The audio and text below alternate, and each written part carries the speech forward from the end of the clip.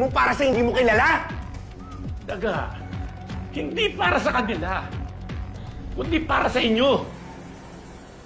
Ang gusto ko lang naman, tulungan ko kayong magbago. Daga, may pag-asa pa.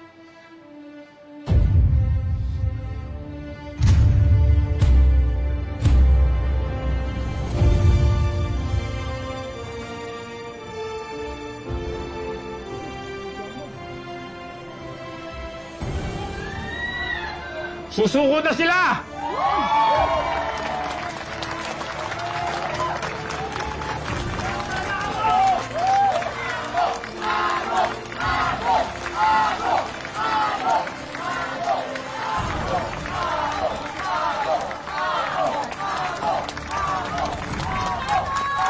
Huwag niyo sila sasaktan, ha?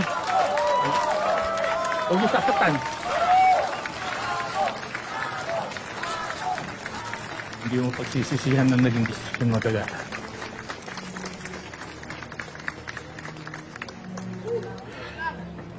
Sir, pakiusap ko lang, Major, sana hindi masaktan si Daga at yung mga kasama niya. Simula ngayon, kargo ko na sila. Sige po, Sir Ramo. Maraming salamat.